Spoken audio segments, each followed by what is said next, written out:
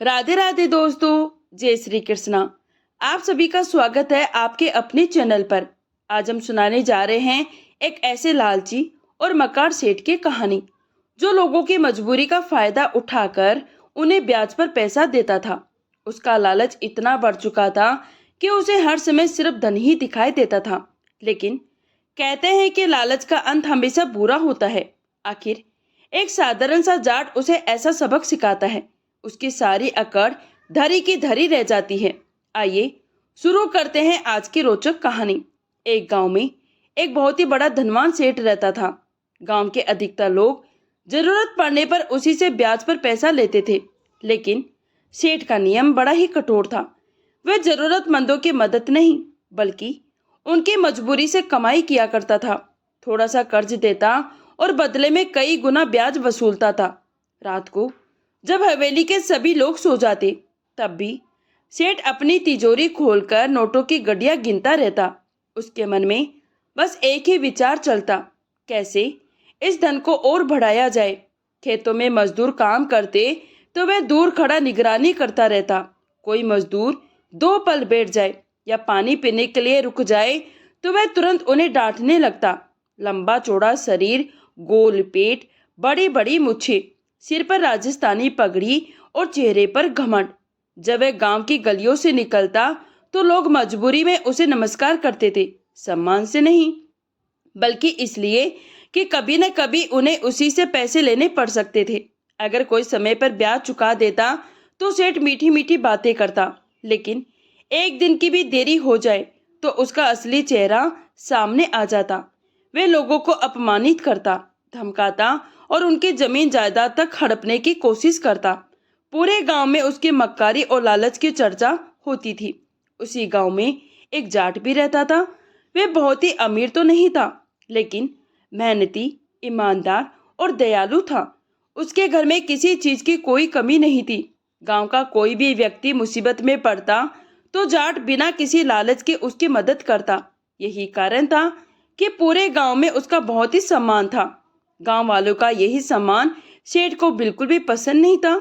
जब भी वह जाट को देखता, उसके मन में जलन पैदा हो जाती। दोनों के आपस में दुआ सलाम तो होती थी, लेकिन मन से दोनों एक दूसरे को बिल्कुल पसंद नहीं करते थे। एक शाम जाट गांव में घूम रहा था, तभी उसने देखा कि सेठ के आदमी कलवा नाम के गरीब किसान को बेरहमी से पीट रहे हैं। कलवा और उसके पत्नी रो रो कर रहम की भीख मांग रहे थे। कलवा की गलती सिर्फ इतनी थी, उसने अपनी बेटी की शादी के लिए सेठ से कर्जा ले लिया था, समय पर ब्याज नहीं चुका पाया था। सेठ गुस्से से चिल्लाया, या तो अभी मेरा पूरा पैसा चुका दे, नहीं तो अपना खेत मेरे नाम कर दे। वे छोटा सा खेत ही कलवा के परिवार की रोजी रोटी का सहारा था। उसे छीनते देखकर जाट का खून खोल उठा। उसने मन ही मन निश्चय कर लिया, अब इस लालची सेठ को ऐसा सबक सिखाऊंगा जिसे वह जिंदगी भर नहीं भूलेगा। घर पहुंचने पर जाटनी ने पूछा, क्या बात है जी, आज बड़े परेशान दिखाई दे रहे हो। जाट ने पूरी घटना उसे सुनाई। जाटनी भी दुखी होकर बोली, सच में ये सेठ बहुत ही निर्दयी है। अगर इसका बस चले तो लोगों की चमड़ी भी बेच दे। जाट कुछ देर चुप रहा, फिर उसके चेहरे पर हल्की सी मुस्कान आई। वह बोला, मैं बिना लड़ाई किए इसे ऐसा सबक सिखाऊंगा, इसकी सारी अकड़ निकल जाएगी। जाटनी हंसते हुए बोली, अच्छा, पहले मैं रसोई संभालती हूँ, तुम अपनी योजना सोचो। जाट देर तक सोचता रहा। अचानक उसके चेहरे पर मुस्कान फैल गई। वह खुशी से बोला, अरे राम प्यारी, उपाय मिल गया। अब देखना ये लालची सेठ अपने ही लालच के जाल में कैसे फंसता है। अगली सुबह जाट जल्दी उठ गया। उसने अपने गाय भैंसों को चारा डाला, स्नान करवाया, भगवान का स्मरण किया और सीधे सेठ की हवेली की ओर चल पड़ा। हवेली के बाहर खड़े पहरेदारों ने उसे रोक लिया। जाट बोला, जाकर सेठ जी से कहो, गांव के चौधरी उनसे मिलने आए हैं। चौधरी का नाम सुनते ही सेठ के चेहरे पर बनावटी मुस्कान आ गई। वह मन ही मन सोचने लगा, आज ये मेरे पास किस काम से आया है, कहीं पैसे मांगने तो नहीं आया। फिर भी उसने नौकर से कहा, जाओ बड़े आदर से चौधरी साहब को अंदर लेकर आओ। जाट अंदर पहुंचा तो सेठ आराम से अपने ऊंचे पलंग पर बैठा हुक्का गुड़गुड़ा रहा था। आइए चौधरी साहब, कहिए कैसे आना हुआ? सेठ ने मुस्कुराते हुए कहा। जाट बोला, सेठ जी, मैंने आपके बारे में एक बात सुनी है। सेठ गर्व से बोला, कौन सी बात? जाट ने कहा, सुना है आपके पास इतनी बड़ी खानदानी पतीली है कि उसमें पूरे गांव का खाना एक साथ बन सकता है। कहते हैं ऐसी पतीली दूर दूर तक किसी के पास नहीं है। अपनी तारीफ सुनकर सेठ का सीना गर्व से चौड़ा हो गया। वे बोला, बिल्कुल सही सुना है, वह हमारे परदादा के जमाने की निशानी है। ऐसी पतीली किसी के पास नहीं मिलेगी। बस जाट इसी पल का इंतजार कर रहा था। उसने हाथ जोड़कर कहा, सेठ जी, मुझे पूरे गांव का भोज करवाना है। अगर आप 2 दिन के लिए वह पतीली दे दे तो बड़ी कृपया होगी। सेठ का मन तो बिल्कुल नहीं था, लेकिन अब मना भी नहीं कर सकता था। उसने नौकर को आदेश दिया, जाओ बड़ी वाली पतीली लेकर आओ। नौकर भारी भरकम पतीली उठा लाया। सेठ ने बड़े प्यार से उसे सहलाते हुए कहा, चौधरी, इसका बहुत ही ध्यान रखना, ये मेरे लिए किसी खजाने से कम नहीं है। जाट मुस्कुराकर बोला, आप निश्चित रहिए सेठ जी, मैं इसे बिल्कुल सुरक्षित लौटाऊंगा। इतना कहकर वह पतीली लेकर अपने घर को चला गया। उधर सेठ पूरे 2 दिन बेचैन रहा। उसे बार बार यही चिंता सताती रही, कहीं पतीली को कोई नुकसान न पहुंच जाए। तीसरे दिन सुबह सुबह वह हवेली के दरवाजे पर खड़ा रास्ता देख रहा था। तभी दूर से जाट सिर पर वही बड़ी पतीली रखे आता हुआ दिखाई दिया। सेठ ने राहत की सांस ली। जैसे ही जाट ने पतीली नीचे रखी, उसके अंदर से किसी बर्तन के टकराने की आवाज आई। सेठ चौंक गया। उसने झट से पतीली के अंदर झांका। अंदर एक छोटी सी नई पतीली रखी हुई थी। सेठ ने हैरानी से पूछा, अरे चौधरी, ये छोटी पतीली कहाँ से आई? जाट मुस्कुराया और बोला, सेठ जी, आपको बहुत बहुत बधाई हो, आपकी पतीली ने बच्चा दिया है। ये सुनकर सेठ पहले तो दंग रह गया, फिर उसकी नजर उस नई चमचमाती पतीली पर टिक गई। उसके मन का लालच जाग उठा। वे सोचने लगा, शायद गलती से इसकी पतीली मेरी पतीली के अंदर रह गई होगी, लेकिन अगर ये खुद इसे मेरी पतीली का बच्चा मान रहा है तो मुझे क्या नुकसान। जाट ने छोटी पतीली उठाकर सेठ के हाथ में रख दी। लीजिए सेठ जी, ये आपकी पतीली का बच्चा है। सेठ खुशी से खिल उठा। वे बोला, हाँ हाँ, अब याद आया, मेरी पतीली तो सचमुच गर्भवती थी। इतना सुनते ही जाट ने मुस्कुराकर कहा, जब बच्चा आपका है तो उसे भी आप ही रखिए। सेठ खुशी खुशी दोनों पतलियों को अपने घर पर रखकर मन ही मन सोचने लगा, वाह, बिना एक पैसा खर्च किए मुझे एक नई पतीली मिल गई। ये चौधरी तो सचमुच बड़ा ही सीधा है। लेकिन उसे क्या पता था, यही लालच आगे चलकर उसकी सबसे बड़ी मुसीबत बनने वाला है। उस दिन के बाद सेठ रोज यही सोचता रहता, काश चौधरी फिर से उसकी पतीली मांगने आए। इस बार भी उसे एक नई पतीली मिल जाए। एक पूरा महीना बीत गया। आखिर एक दिन जाट फिर से सेठ की हवेली पहुंच गया। जाट को देखते ही सेठ खुशी से खिल उठा। वे तुरंत अपने पलंग से उठा और बड़े ही आदर से बोला, आइए चौधरी साहब, बड़े दिनों बाद दर्शन दिए। जाट मुस्कुराकर बोला, सेठ जी, फिर से पूरे गांव का भोज करवाना है। अगर आपकी बड़ी पतीली 2-3 दिन के लिए मिल जाए तो बड़ी कृपया होगी। यह सुनते ही सेठ मन ही मन खुशी से झूम उठा।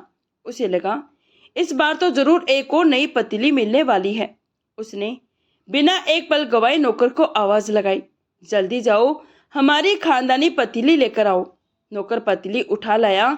सेठ ने अपने हाथों से पतीली जाट को सौंपते हुए कहा, चौधरी साहब, इस बार कोई जल्दी नहीं है, आराम से लौटा देना, और हाँ, खुशखबरी देना मत भूलना।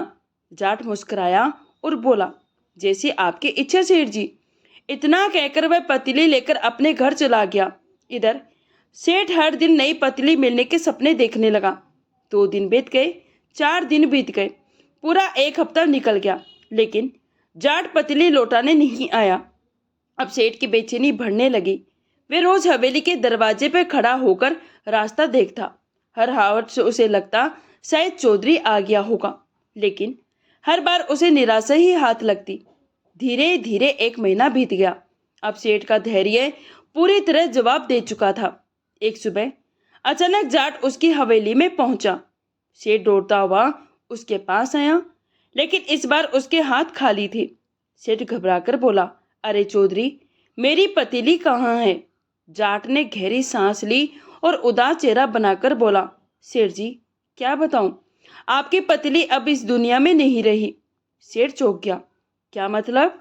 जाट बोला, 3 दिन पहले आपकी पतीली का देहांत हो गया है। आज उसका तीसरा करके ही आपके पास आया हूँ। इतना सुनते ही सेठ का गुस्सा 7वें आसमान पर पहुंच गया।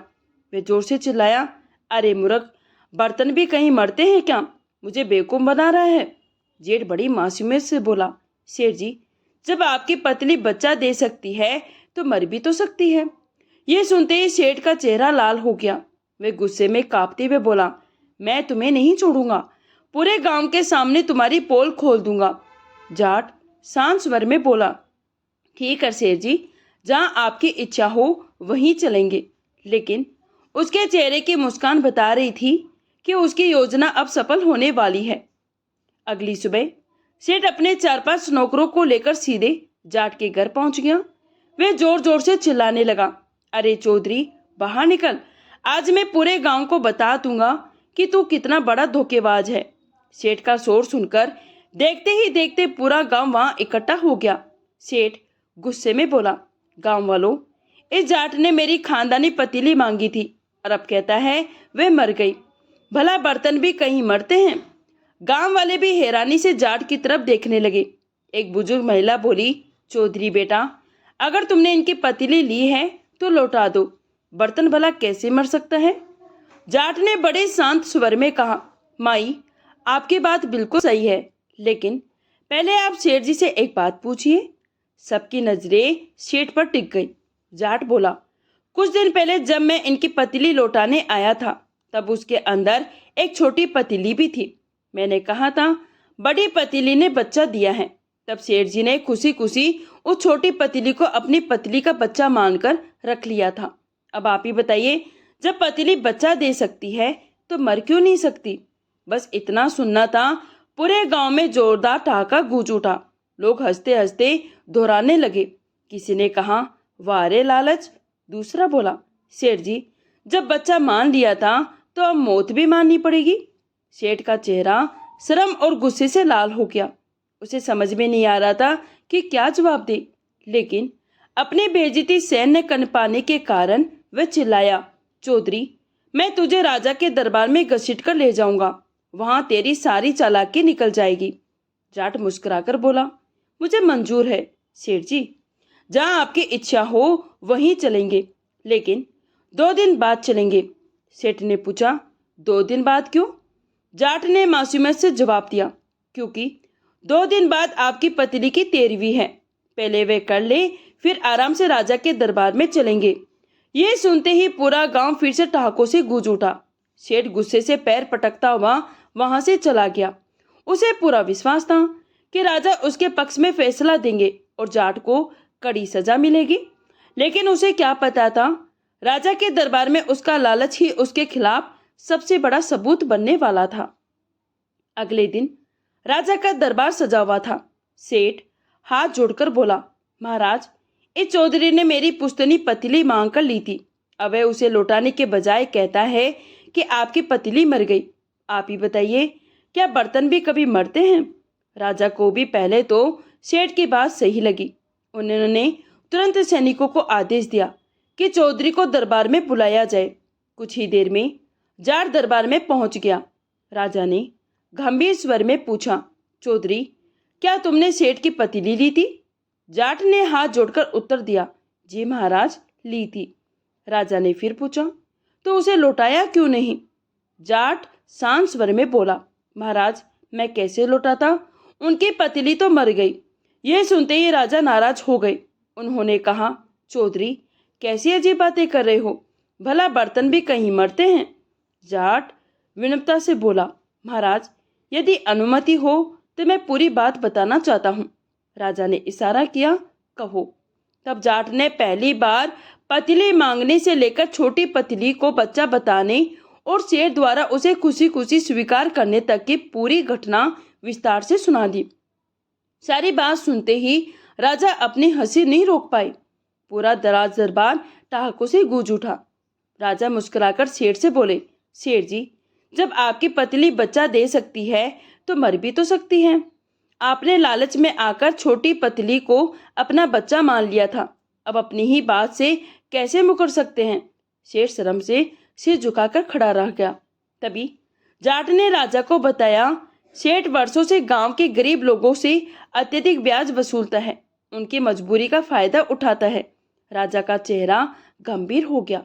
उन्होंने सेठ से कहा, धन कमाना बुरा नहीं, लेकिन किसी की मजबूरी का फायदा उठाना सबसे बड़ा अन्याय है। तुम्हारे लालच ने तुम्हारी बुद्धि छीन ली है। डर के मारे सेठ राजा के चरणों में गिर पड़ा। वह रोते हुए बोला, महाराज, मुझसे बहुत ही बड़ी गलती हो गई, मुझे क्षमा कर दीजिए। मैं आज से किसी गरीब पर अत्याचार नहीं करूंगा। जिन लोगों पर मेरा भारी ब्याज है उनका ब्याज माफ करता हूँ। तब जाट ने भी हाथ जोड़कर कहा, महाराज, मेरा उद्देश्य इन्हें सजा दिलाना नहीं था, मैं तो केवल इनका लालच खत्म करना चाहता था। यदि इन्होंने अपनी गलती मान ली है तो इन्हें एक अवसर और दीजिए। जाट राजा की उदारता से बहुत ही प्रसन्न हुए। राजा जाट की उदारता से बहुत ही प्रसन्न हुए। उन्होंने सेठ को अंतिम चेतावनी देते हुए छोड़ दिया और कहा, यदि आज के बाद किसी गरीब पर अन्याय किया तो कठोर दंड मिलेगा। सेठ ने पूरे गांव के सामने अपनी गलती स्वीकार की और सभी से क्षमा मांगी। कुछ समय बाद उसने सचमुच अपना व्यवहार बदल लिया था। वह लोगों की मदद करने लगा और जरूरतमंदों से अन्यायपूर्ण ब्याज लेना बंद कर दिया। गांव के लोगों ने भी चैन की सांस ली। सब जाट की बुद्धिमानी और दयालुता की प्रशंसा करने लगे। दोस्तों, इस कहानी से हमें यही सीख मिलती है कि लालच इंसान को सोचने समझने की शक्ति छीन लेता है, लेकिन बुद्धि, सच्चाई और धैर्य से सबसे बड़े घमंडी व्यक्ति को भी सही रास्ते पर लाया जा सकता है। अगर आपको ये कहानी पसंद आई है तो प्लीज़ वीडियो को लाइक ज़रूर करें, अपने दोस्तों के साथ ज़रूर शेयर करें। ऐसी ही रोचक लोक कथाओं सुनने के लिए हमारे चैनल को सब्सक्राइब करना ना भूलें। मैं हूँ उर्मिला जांगीड़, आप सभी का दिल से धन्यवाद। जय श्री राधे कृष्णा। राधे।